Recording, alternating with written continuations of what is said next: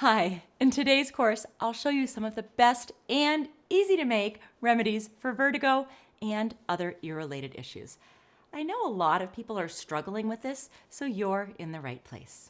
The first recipe we'll make together is mullein and garlic infused oil for ear infections. For this one, I like to use organic extra virgin olive oil or jojoba oil, but hemp seed oil is also another great option. So take a fresh garlic bulb, separate the cloves, and either crush or mince them to extract the most compounds in the oil. If you have leftovers, it's a great accompaniment to your dinner. Garlic is a potent antimicrobial agent, and when combined with mullein, it provides relief from the pain and inflammation typical of middle ear infections. Now, dried mullein flowers work perfectly to make this herbal remedy. You can use fresh, wild-crafted mullein flowers that you've dried or ones that you've purchased. You can find lots of great sellers on Etsy, and I really like Mountain Rose Herbs out of Eugene, Oregon. Now, for help with mullein and herb identification, you can always return to the dedicated lesson in part 2 of this course. All right, back to business. Combine the mullein with the minced or crushed garlic in a clean jar. Fill the jar about 1/3 to 1/2 full. Then add the oil, allowing for at least 1/2 inch of headspace at the top of the jar to allow for expansion. We do this because garlic can release some liquid and you don't want it to overflow.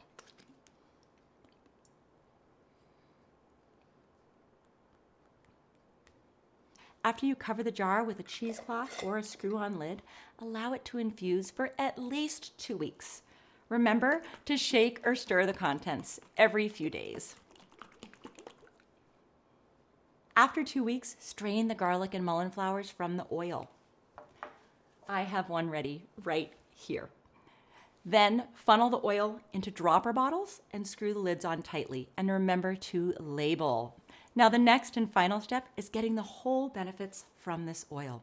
For adults, simply dribble 1 or 2 drops of slightly warmed oil or room temperature, but body temperature is better, into the ear canal with a dropper and let it rest with the affected side up for 5 to 10 minutes. You can do this every hour if the pain persists. Otherwise, 2 or 3 times a day should be sufficient to draw out infection and reduce swelling. Now, I always use this one with my kids, but if you want to use this oil for children, I do recommend simply massaging a small amount of oil in the outer ear canal. Now, this mullein and garlic infused oil can also be used to prevent ear infections or to help with swimmer's ear. For best results, use the eardrops at the first sign of symptoms. If it's a very bad ear infection, keep listening because we're going to talk about yarrow, a great antibacterial.